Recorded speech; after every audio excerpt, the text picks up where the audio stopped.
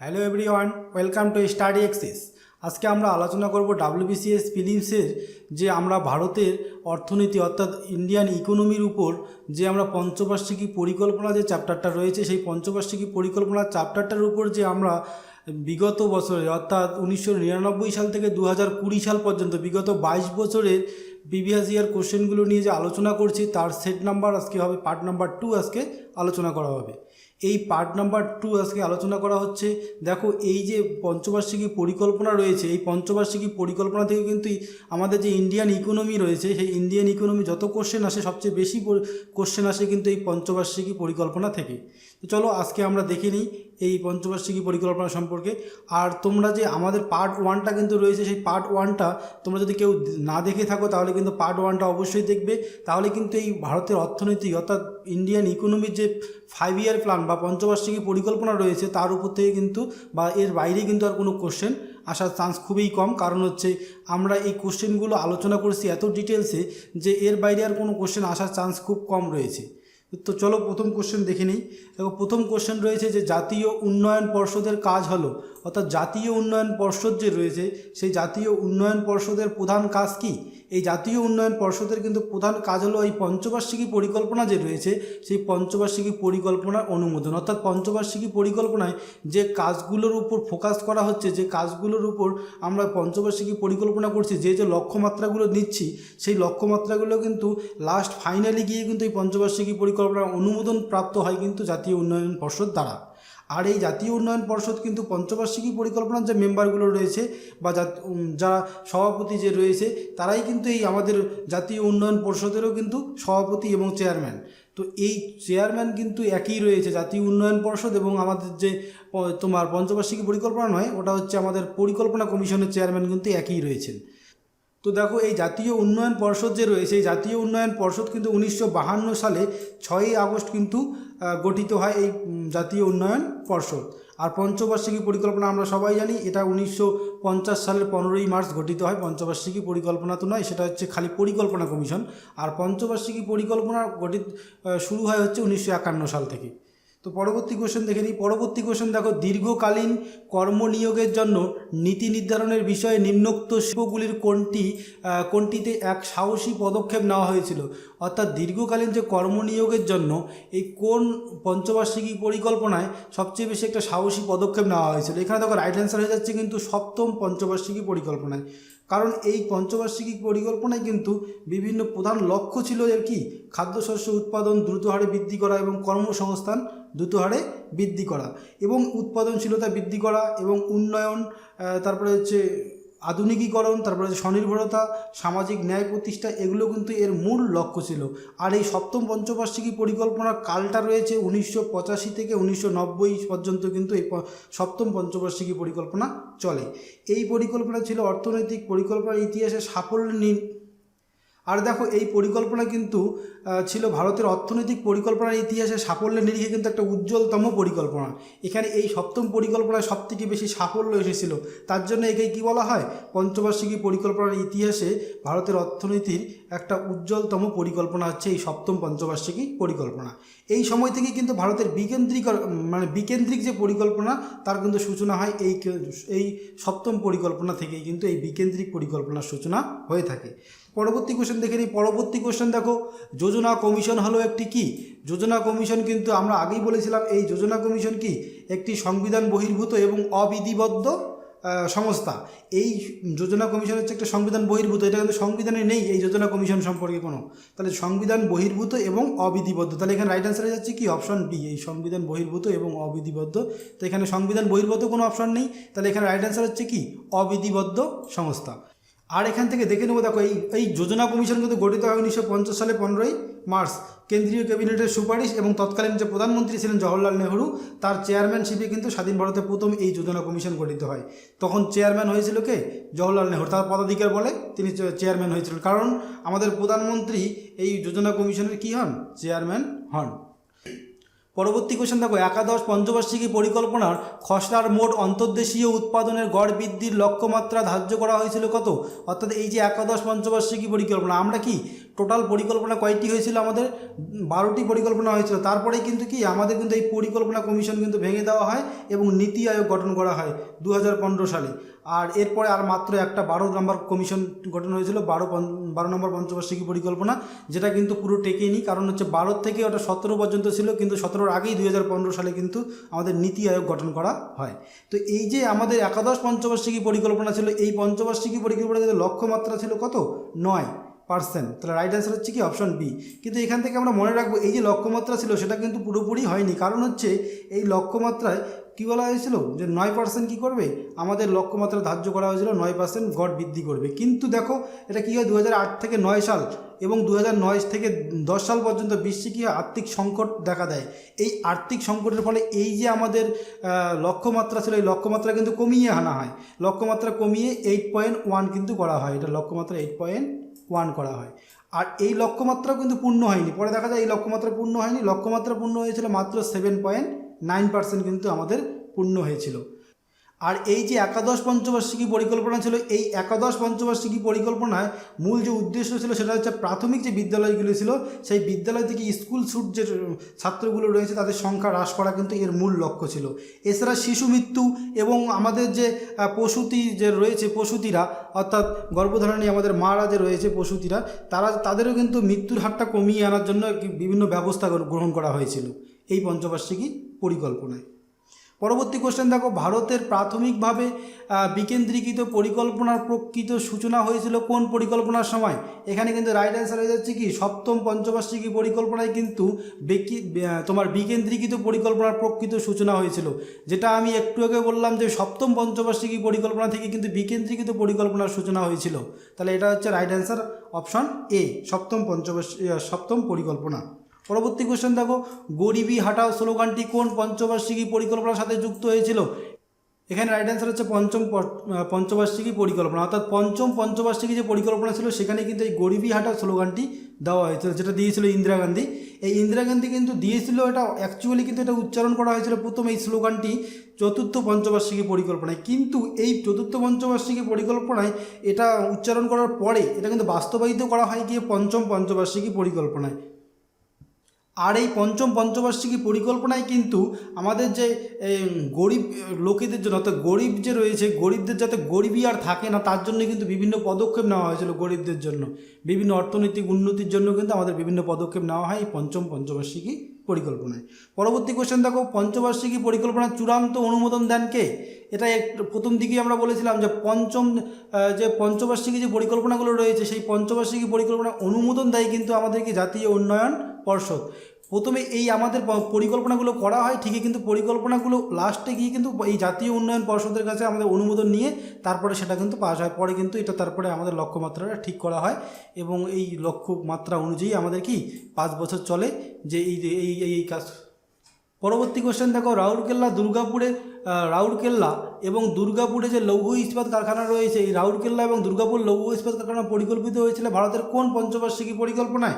এখানে right answer হয়ে যাচ্ছে কি অপশন বি, দ্বিতীয় পঞ্চবার্ষিকী পরিকল্পনায় কিন্তু এই রাউরকেল্লা এবং দুর্গাপুর এই যে কেন্দ্র ইস্পাত কারখানাগুলি রয়েছে এগুলো কিন্তু এই দ্বিতীয় পঞ্চবার্ষিকী পরিকল্পনায় আমাদের গড়ে ওঠে। আর এই দ্বিতীয় পঞ্চবার্ষিকী পরিকল্পনায় আমরা জানি কি ভারী শিল্পের উপর খুব গুরুত্ব দেওয়া হয়। আর এগুলো হচ্ছে সব ভারী শিল্প, দুর্গাপুর এবং রাউরকেল্লাগুলো ভারী শিল্প, এগুলোর উপর কিন্তু মেন গুরুত্ব দেওয়া হয়। আর এই দুর্গাপুর যে লৌহ ইস্পাত কারখানাটা গড়ে উঠেছে এটা কিন্তু মনে রাখতে হবে, এটা কিন্তু ব্রিটিশের তোমার সহযোগিতায় কিন্তু গড়ে ওঠে এই দুর্গাপুর লৌহ ইস্পাত কারখানা। আর এই যে রয়েছে রাউরকেল্লা, এই রাউরকেল্লা কিন্তু যে আমাদের জার্মানির সহযোগিতায় কিন্তু এই রাউরকেল্লা গড়ে ওঠে। আর এখান থেকে মনে রাখবো আরও একটা যে রয়েছে, এটা দেওয়া নেই এখানে, সেটা হচ্ছে ভিলাই যে রয়েছে আমাদের, সেই ভিলাই কিন্তু রাশিয়ার সহযোগিতায় গড়ে ওঠে এই দ্বিতীয় পঞ্চবার্ষিকী পরিকল্পনায়। এছাড়া চিত্তরঞ্জন লোকোমোটিভ যে রয়েছে সেই চিত্তরঞ্জনে কিন্তু গড়ে ওঠে এই দ্বিতীয় পঞ্চবার্ষিকী পরিকল্পনায়। আর রয়েছে পেরাম্বুর যে কোচ ফ্যাক্টরি, সেই পেরাম্বুর কোচ ফ্যাক্টরিও কিন্তু গড়ে ওঠে এই দ্বিতীয় পঞ্চবার্ষিকী পরিকল্পনায়। তো চলো পরবর্তী কোশ্চেন দেখে নেই। পরবর্তী কোশ্চেন দেখো, একাদশ পঞ্চবার্ষিকী পরিকল্পনায় এই বিষয়ে লক্ষ্য নির্ধারণ করে, অর্থাৎ কোন বিষয়ে লক্ষ্য নির্ধারণ করে? এটা কিন্তু দেখো, এটা কিন্তু আগে আমরা পেয়ে গেছিলাম, এটা কিন্তু 9% অর্থনৈতিক বৃদ্ধি এই লক্ষ্যটা কিন্তু তাদের ছিল। তাহলে এখানে রাইট অ্যান্সার হয়ে যাচ্ছে কি অপশন বি, 9% অর্থনৈতিক বৃদ্ধি এখানে হচ্ছে রাইট অ্যান্সার। পরবর্তী কোশ্চেন দেখো, দ্বিতীয় পঞ্চবার্ষিকী পরিকল্পনায় প্রধানত নিম্নলিখিত ক্ষেত্রে উন্নয়নের উপর অগ্রাধিকার দেওয়া হয়। অর্থাৎ দ্বিতীয় পঞ্চবার্ষিকী পরিকল্পনায় কার উন্নয়নের উপর অগ্রাধিকার দেওয়া হয়? মূলত কি ভারী এবং মূল শিল্পের ক্ষেত্রে কিন্তু অগ্রাধিকার দেওয়া হয়। তাহলে এখানে রাইট অ্যান্সার হচ্ছে কি অপশন বি। আর আমরা জানি কি প্রথম পঞ্চবার্ষিকী পরিকল্পনাটা যে হয়েছিল সেখানে কিন্তু কৃষিক্ষেত্রের উপর অত্যাধিক অগ্রাধিকার দেওয়া হয়েছিল, অর্থাৎ কৃষিক্ষেত্রটার উপর ফোকাস করা হয়েছিল বেশি। আর দ্বিতীয় পঞ্চবার্ষিকী পরিকল্পনায় কী করা হয়েছিল? ভারী শিল্প এবং মূল শিল্পগুলোর উপর কিন্তু বেশি গুরুত্ব দেওয়া হয়েছিল। কারণ কি ভারত সরকার বুঝে গিয়েছিল যে কি কৃষিকাজের উপর পুরোপুরি নির্ভর করে কিন্তু আমাদের দেশ কোনোদিনও উন্নত হবে না। তার জন্য কি করেছিল? ভারী এবং মূল শিল্পের উপর ফোকাস করতে হবে। এই শিল্প যখন বিকাশ হবে তখনই কি আমাদের ভারতের অর্থনৈতিক অবস্থা আরও উন্নত হবে। তার জন্য কিন্তু ভারী এবং মূল শিল্পের উপর বেশি করে ফোকাস করা হয় এই দ্বিতীয় পঞ্চবার্ষিকী পরিকল্পনায়। এই দ্বিতীয় পঞ্চবার্ষিকী পরিকল্পনা কত সাল থেকে কত সাল চলেছিল? এটা চলেছিল 1956 সাল থেকে 1961 সাল পর্যন্ত। আর এটাকেই কিন্তু বলা হয় মহলানবিশ পরিকল্পনা। এই মহলানবিশ মডেলের উপর ভিত্তি করে কিন্তু এই পরিকল্পনা গঠন করা হয়, তার জন্য এটাকে বলা হচ্ছে কি মহলানবিশ পরিকল্পনা। আর এই পরিকল্পনায় মূলত গ্রামীণ অর্থনীতি পুনর্গঠনের উপর কিন্তু জোর দেওয়া হয়। আমাদের ভারতবর্ষের অর্থনীতি কীরকম? আমাদের ভারতবর্ষের অর্থনীতি কিন্তু হচ্ছে মিশ্র অর্থনীতি। আর এই আমাদের ভারতবর্ষের অর্থনীতি মিশ্র অর্থনীতি, এই অর্থনীতির জনককে মিশ্র অর্থনীতির জনক হচ্ছে জে.এম. কেইন্স। ইনি হচ্ছেন কিন্তু মিশ্র অর্থনীতির জনক। আর আমাদের ভারতের অর্থনীতি মিশ্র অর্থনীতি, এটা একটু আগে বললাম। তো পরবর্তী কোশ্চেন দেখে নিই। এখন পরবর্তী কোশ্চেন দেখো, দ্বিতীয় পঞ্চবার্ষিকী পরিকল্পনার কৌশল গঠনের সঙ্গে কার নাম যুক্ত? দেখো এটা একটু আগে বলছিলাম যে এখানে যুক্ত হচ্ছে প্রশান্তচন্দ্র মহলানবিশ বা খালি মহলানবিশ বলা হয়, এর পুরো নাম হচ্ছে প্রশান্তচন্দ্র মহলানো। আর এই দ্বিতীয় পঞ্চবার্ষিকী পরিকল্পনায় তো আমরা জেনে গিয়েছি যে কি দ্বিতীয় পঞ্চবার্ষিকী পরিকল্পনায় ভারী শিল্পের উপর খুব জোর দেওয়া হয়। আর এই পরিকল্পনার যে দ্রব্যমূল্য কিন্তু অত্যাধিক বৃদ্ধি পেয়েছিল দ্বিতীয় পঞ্চবার্ষিকী পরিকল্পনায়, প্রায় 30% বৃদ্ধি পেয়েছিল পঞ্চবার্ষিকী পরিকল্পনা। আর দেখো এই যে দ্বিতীয় পঞ্চবার্ষিকী পরিকল্পনা রয়েছে এখানে কিন্তু ভারী শিল্পের উপর কি জোর দেওয়া হয় সবথেকে বেশি।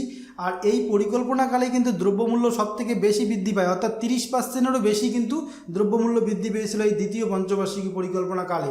আর জাতীয় আয় বৃদ্ধির লক্ষ্যমাত্রা ছিল এই পঞ্চবার্ষিকী পরিকল্পনায় 4.5%, কিন্তু তা অর্জিত হয়েছিল কিন্তু লাস্টে গিয়ে 4.3% অর্জিত হয়েছিল।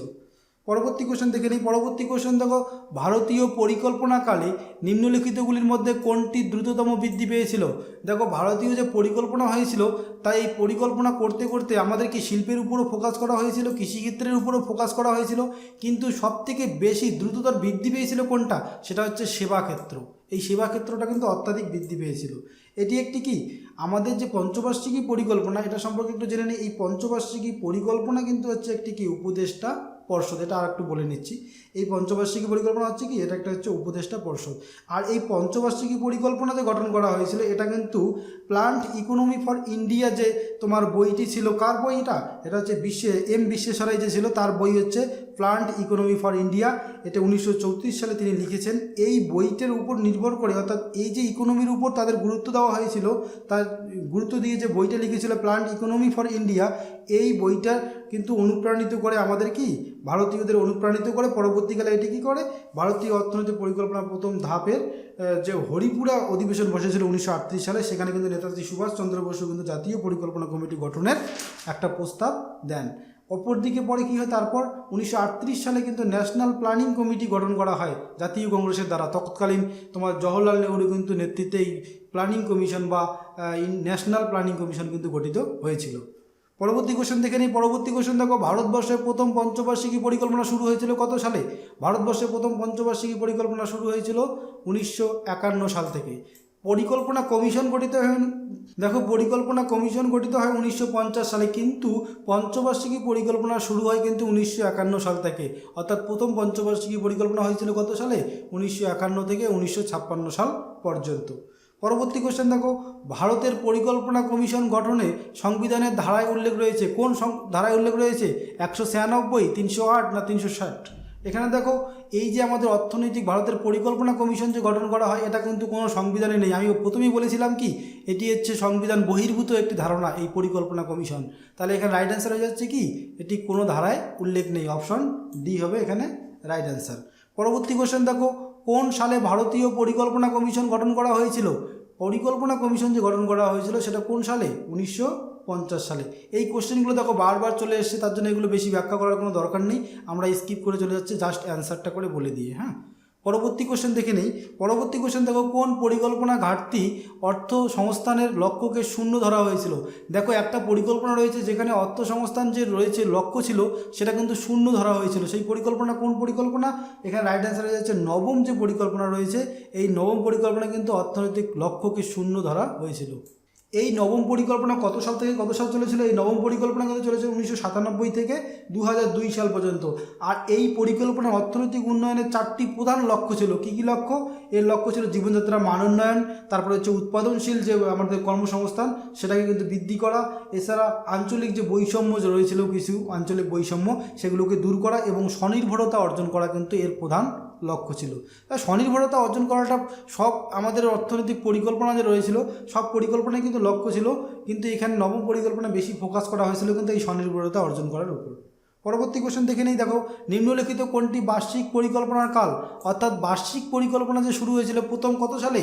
দেখো, পরপর 3টা পঞ্চবার্ষিকী পরিকল্পনা হওয়ার পরে কিন্তু বার্ষিক পরিকল্পনা আসে, কারণ আমাদের তৎকালীন পাকিস্তানের সঙ্গে যুদ্ধ এবং তোমার চীনের সঙ্গে যে যুদ্ধ হয়েছিল সেই যুদ্ধের ফলে কিন্তু আমাদের অর্থনৈতিক সংকট দেখা দেয়। তার ফলে কিন্তু পরবর্তী পরিকল্পনা গঠন করা হয়নি, কারণ হচ্ছে আমাদের অর্থনীতিটাকে চাঙ্গা করার জন্য পরপর 3টা কিন্তু বার্ষিক পরিকল্পনা করা হয় 1966 থেকে 1969 সাল পর্যন্ত। আর এই সময়েই কিন্তু সবুজ বিপ্লব হয়েছিল 1966 থেকে 67। অর্থনৈতিক আমাদের উন্নতি করার জন্য এই সবুজ বিপ্লবটাও করা হয়। এর যে এই বার্ষিক পরিকল্পনাকালেই কিন্তু বিভিন্ন কমিটি গঠন করা হয়েছে, যেমন Dutta committee on industrial licensing, এই কমিটি গঠন করা হয় 1967 সালে সুবিমল দত্তের অধীনে। এরপরে আর একটা কমিটি গঠন করা হয় যেটা 1966 সালে R.K. হাজারির অধীনে, সেটা হচ্ছে হাজারি কমিটি অন ইন্ডাস্ট্রিয়াল লাইসেন্সিং, এটি কিন্তু গঠন করা হয় 1966 সালে। আর দেখো, এর পরবর্তীকালে 1969 সালে শ্রী ভি ভেঙ্কাটাফিয়ার অধীনে কিন্তু all India rural credit review committee যে রয়েছে সেই কমিটি কিন্তু গঠন করা হয়। অর্থাৎ এই কমিটিগুলো কিন্তু গঠন করা হচ্ছে সব বার্ষিক পরিকল্পনাকালে। আর প্রথম কিন্তু এই বার্ষিক পরিকল্পনা হয় 1966 থেকে 69 সালে। পরবর্তী কোশ্চেন দেখে নিই। পরবর্তী কোশ্চেন দেখো, ভারতের ভারী ও মৌলিক যে শিল্পায়নের সঙ্গে যুক্ত হয় কোন পঞ্চবার্ষিকী পরিকল্পনা? এখানে আমরা বারবার এই কোশ্চেনটা দেখেছিলাম, এই কোশ্চেনটা রাইট অ্যান্সার হয়ে যাচ্ছে অপশন ডি, দ্বিতীয় পঞ্চবার্ষিকী পরিকল্পনা। পরবর্তী কোশ্চেন দেখো, পঞ্চম পঞ্চবার্ষিকী পরিকল্পনা চতুর্থ বৎসরে শেষেই সমাপ্ত হয়েছিল কেন? কারণ হচ্ছে দেখো, এখানে আমি একটা কথা বলছি যে দেখো, এই যে পঞ্চম পঞ্চবার্ষিকী পরিকল্পনা হয়েছিল এটা কত থেকে কত সাল পর্যন্ত?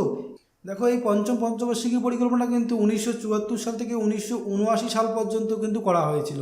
কিন্তু দেখো, আমাদের ইলেকশন হওয়ার কথা ছিল 1979 সালে, কিন্তু 1979 সালে কিন্তু ইলেকশন না হয়ে কোনো কারণবশত কিন্তু 1978 সালে কিন্তু ইলেকশনটা হয়ে যায়। আর তখনই কিন্তু আমাদের সরকার চেঞ্জ হয়ে আমাদের জোট সরকার অর্থাৎ জনতা সরকার কিন্তু গঠিত হয়। এই জনতা সরকার এসে কি করে, একটা পঞ্চবার্ষিকী পরিকল্পনা আবার গঠন করে। তার পরবর্তীতে কিন্তু এই জনতা সরকারও ভেঙে যায়। তারপরে কি হয়, 1978 থেকে 1983 সাল পর্যন্ত একটা পরিকল্পনা করা হয়েছিল, কিন্তু সেটা 83 সাল পর্যন্ত চলে না। তো 1980 সাল পর্যন্ত গিয়ে কি হয়, তোমার জনতা সরকার ভেঙে যায়। তার পরবর্তীতে কী করে, আরও একটা নতুন সরকার অর্থাৎ কংগ্রেস সরকার পুনরায় চলে আসে। তারপরে কিন্তু 1980 থেকে 85 সাল পর্যন্ত আরও একটা পরিকল্পনা করা হয়। তো এই যে আমাদের পঞ্চম পঞ্চবার্ষিকী পরিকল্পনা, এটা কিন্তু পুরো সময় পর্যন্ত চলে না, তো 5 বছর চলে না, 4 বছরের মাথায় কিন্তু ভেঙে যায়। আর এর মূল কারণ ছিল কি, জনতা পার্টির নতুন ধাঁচের কি করে পরিকল্পনা দিয়ে শুরু করিতে চাইয়াছিল, অর্থাৎ নতুন ধাঁচের পরিকল্পনা দিয়ে শুরু করতে চেয়েছিল। তার জন্য আগের পরিকল্পনাটাকে ভেঙে দেয়, ভেঙে দিয়ে নতুন একটা পরিকল্পনা তৈরি করে। পরবর্তী কোশ্চেন দেখো, কোন পঞ্চবার্ষিকী পরিকল্পনার পর পরিকল্পনার বিরতি ঘোষিত হয়েছিল? দেখো, আমরা কি জানি, তৃতীয় পঞ্চবার্ষিকী পরিকল্পনার সময় কি অর্থনৈতিক সংকট দেখা দিয়েছিল। তার ফলে কিন্তু কি করা হয়, আমাদের বার্ষিক পরিকল্পনাগুলো করা হয়। কোন পঞ্চবার্ষিকী পরিকল্পনা বিরতি হয়েছিল? তাহলে এখানে রাইট অ্যান্সার হয়ে যাচ্ছে তৃতীয় পঞ্চবার্ষিকী পরিকল্পনা হচ্ছে আমাদের রাইট অ্যান্সার। পরবর্তী কোশ্চেন দেখো, পঞ্চবার্ষিকী পরিকল্পনার খসড়া অনুমোদন করেন কে? পঞ্চবার্ষিকী পরিকল্পনা আমরা জানি খসড়া অনুমোদন করেন হচ্ছে আমাদের জাতীয় উন্নয়ন পর্ষদ। তার অনুমোদন না পেলে কি হয়, পঞ্চবার্ষিকী পরিকল্পনা আমরা স্বীকৃতি পায় না। তাহলে এখানে রাইট অ্যান্সার হচ্ছে জাতীয় উন্নয়ন পর্ষদ। আর এর পুরো নাম কি, ন্যাশনাল ডেভেলপমেন্ট কাউন্সিলিং, যেটাকে বলা হয় শর্ট ফর্মে বলা হয় NDC। পরবর্তী কোশ্চেন দেখো, প্রথম 7টি পরিকল্পনা যে নীতির অনুসৃত হয়েছিল তার উদ্দেশ্য কী ছিল? এখানে রাইট অ্যান্সার হচ্ছে স্বনির্ভরতা অর্জন করাই কী ছিল মূল উদ্দেশ্য। প্রথম যে 7টি ছিল, পরিকল্পনা সেটা কিন্তু স্বনির্ভরতার উপরে নির্ভর করেছিল, অর্থাৎ স্বনির্ভরতার উপর বেশি জোর দেওয়া হয়েছিল এই আমাদের প্রথম 7টি পঞ্চবার্ষিকী পরিকল্পনায়। তো পরবর্তী কোশ্চেন দেখো, পরিকল্পনা কমিশন গঠিত হয়েছিল কেন? পরিকল্পনা কমিশন কিন্তু একটি কি উপদেষ্টা সংস্থা, অর্থাৎ এটি কি করে খালি জাস্ট সরকারকে উপদেশ দেবে, কিন্তু এরা কিন্তু নিজে কাজ করে না, এরা জাস্ট খালি উপদেষ্টা হিসাবে কাজ করে এই পরিকল্পনা কমিশন। পরবর্তী কোশ্চেন দেখো, নিম্নোক্ত কোন পরিকল্পনায় বিজ্ঞান ও প্রযুক্তিবিদ্যার উপর বিশেষ গুরুত্ব আরোপ করা হয়েছিল? দেখো এর রাইট অ্যান্সার হচ্ছে 7ম পঞ্চবার্ষিকী পরিকল্পনায়। এই পরিকল্পনাকালে কিন্তু বিজ্ঞান এবং প্রযুক্তিবিদ্যার উপর অত্যাধিক গুরুত্ব দেওয়া হয়। এর আগের পঞ্চবার্ষিকী পরিকল্পনা যেটা ছিল 6ষ্ঠ পঞ্চবার্ষিকী পরিকল্পনা, সেখানেও কিন্তু প্রযুক্তির উপর গুরুত্ব দেওয়া হয়, কিন্তু বেশি গুরুত্ব দেওয়া হয় হচ্ছে 7ম পঞ্চবার্ষিকী পরিকল্পনায়। এই পরিকল্পনায় কিন্তু সবচেয়ে বেশি তোমার বিজ্ঞান এবং প্রযুক্তির উপর গুরুত্ব দেওয়া হয়। আর 7ম পরিকল্পনায় কিন্তু অন্তিম লগ্নে কিন্তু ভারতের রাজনৈতিক পটভূমিকায় কিছু পরিবর্তন এবং রদবদল হয়, তার কারণে কিন্তু এই পঞ্চবার্ষিকী যে তোমার 7ম পঞ্চবার্ষিকী পরিকল্পনা যে ছিল সেটা কিন্তু পুরোপুরি হওয়ার পরবর্তীতে কিন্তু আর 8ম পঞ্চবার্ষিকী পরিকল্পনা গঠন হতে কিন্তু কিছু লেট হয়, অর্থাৎ 2 বছর পরে কিন্তু 8ম পঞ্চবার্ষিকী পরিকল্পনা গঠিত হয়। পরবর্তী কোশ্চেন দেখো, নিম্নোক্ত কোনটি ভারতীয় অর্থনৈতিক উন্নয়নের বা ভারতীয় অর্থনৈতিক পরিকল্পনার উদ্দেশ্য নয়? তো এখানে রাইট অ্যান্সার হচ্ছে কি রাইট অ্যান্সার হচ্ছে অপশন ডি, শিক্ষার বিস্তার হচ্ছে রাইট অ্যান্সার। পরবর্তী কোশ্চেন দেখে নিই। পরবর্তী কোশ্চেন দেখো, ভারতের পঞ্চবার্ষিকী পরিকল্পনা চূড়ান্তভাবে অনুমোদিত হয় কোন সংস্থা দ্বারা? এটা হচ্ছে জাতীয় উন্নয়ন পর্ষদ। এটা কমসে কম 3 থেকে 4 বার আসলো এই কোশ্চেনটা। পরবর্তী কোশ্চেন দেখে নিই, নবম পরিকল্পনা জনসংখ্যা বৃদ্ধির লক্ষ্য কী ছিল? এখানে রাইট অ্যান্সার হচ্ছে 1.7%, এটা কিন্তু রাইট অ্যান্সার। পরবর্তী কোশ্চেন দেখে নেই, পণ্ডিত জওহরলাল নেহরুর সভাপতিত্বে পরিকল্পনা কমিশন গঠিত হয় কত সালে? এটা হচ্ছে 1950 সালে পণ্ডিত জওহরলাল নেহরুর নেতৃত্বে পরিকল্পনা কমিশন গঠিত হয়।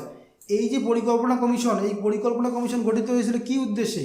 যে আমাদের যে দেশভাগ এবং ব্রিটিশ শাসন যে হয়েছিল, তার ফলে আমাদের যে অর্থনৈতিক অবস্থা খুব সংকটজনক হয়েছিল, তার জন্যই কিন্তু আমাদের এই প্ল্যানিং কমিশন বা পরিকল্পনা কমিশন কিন্তু আমাদের গঠন করা হয়।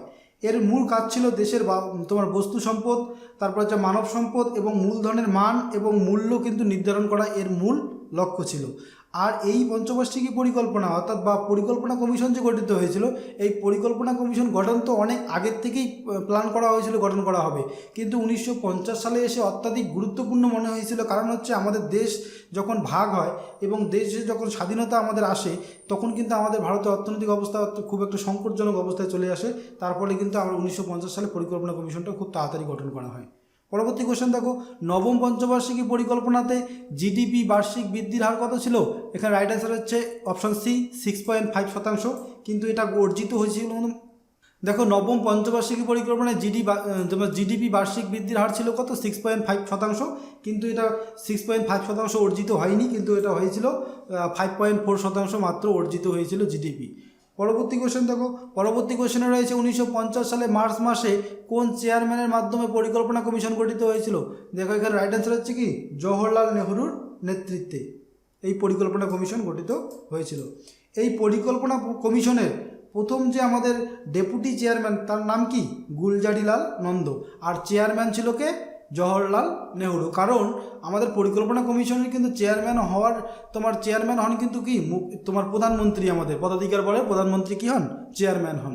তো এই তৎকালীন প্রধানমন্ত্রী জওহরলাল নেহরু ছিলেন, তাই তিনি কি হয়েছিলেন? তৎকালীন তোমার পরিকল্পনা কমিশনের চেয়ারম্যান ছিলেন। পরবর্তী কোশ্চেন দেখো, পরিকল্পনার ধারণা ভারতে প্রথম অভিগমন ঘটে, অর্থাৎ পরিকল্পনার যে ধারণাটা আসে ভারতে, সেটা কার হাত ধরে প্রথম আসে? এখানে রাইট অ্যান্সার হচ্ছে কি এম বিশ্বেশ্বরাই। এটা কিন্তু আমি আগে অনেক কয়েকবার বলেছিলাম এই এম বিশ্বেশ্বরাই সম্পর্কে। ইনি কী করেছিলেন? 1934 সালে তার প্রকাশিত একটা বই ছিল, সেই বইয়ে কিন্তু এই প্ল্যানিং কমিশন বা পরিকল্পনা কমিশন সম্পর্কে কিন্তু ও অনেক কিছু তথ্য দিয়েছিল, এবং কি হবে অর্থনৈতিক অবস্থা, কিভাবে উন্নতি হবে বা কিভাবে কি হবে, এটা কিন্তু এই পরিকল্পনা কমিশনের যে ধারণাটা, মূল ধারণাটা কিন্তু এসেছিল এই আমাদের এম বিশ্বেশ্বরাইয়ের যে প্ল্যান্ড ইকোনমি ফর ইন্ডিয়া যে বইটা ছিল, সেই বইটার থেকে কিন্তু এসেছিল। পরবর্তী কোশ্চেন দেখো, অর্থনৈতিক সংস্থার ও তোমার উদারীকরণ ভারতীয় পরিকল্পনাতে প্রবর্তন করা হয় কত সালে? যে ভারতের অর্থনৈতিক সংস্কার এবং উদারীকরণ যে রয়েছে, সেই উদারীকরণ কিন্তু ভারতীয় পরিকল্পনাতে প্রবর্তন করা হয় কত সালে?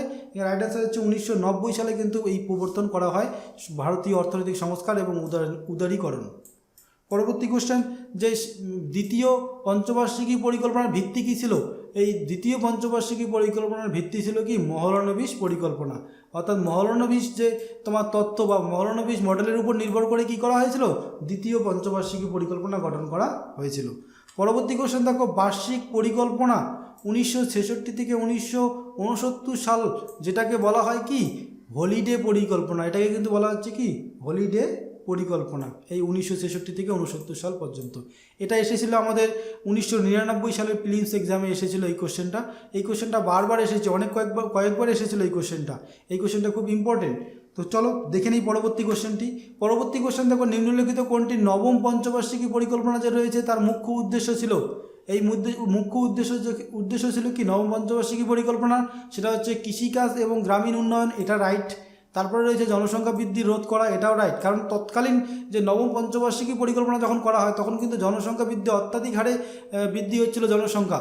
তার ফলে কিন্তু এই জনসংখ্যা বৃদ্ধি রোধ করা অর্থাৎ জনসংখ্যা বৃদ্ধিটাকে কমানো কিন্তু মূল লক্ষ্য ছিল। আর তারপরে রয়েছিল কি? সুদৃঢ় প্রচেষ্টা এবং আত্মবিশ্বাস তৈরি, এটা কিন্তু মূল লক্ষ্য ছিল এই তিনটা। তাহলে এখানে রাইট অ্যান্সার হচ্ছে কি? অপশন সি, ক, খ ও গ এখানে হবে রাইট অ্যান্সার। তো বন্ধুরা, আজকের ভিডিওটা এই পর্যন্তই। তো আমরা পরবর্তীতে আবার ভারতের যে অর্থনীতির প্রাথমিক ধারণা এবং যে ভারতের অর্থনীতির প্রকৃতিটা, এটা সম্পর্কে কিন্তু একটা ভিডিও নিয়ে আসবো। তো তোমরা অবশ্যই দেখবে সেই ভিডিওটা। আর যারা আমাদের প্রথম ভিডিওটা অর্থাৎ পার্ট 1টা দেখোনি, তারা কিন্তু অবশ্যই ডেসক্রিপশন বক্সে আমাদের তোমার প্লে লিস্টের লিঙ্ক দেওয়া থাকবে, সেখানে কিন্তু গিয়ে দেখে নিয়ে আসবে। তো বন্ধুরা, আজকের ভিডিও এই পর্যন্ত। Thank you for watching.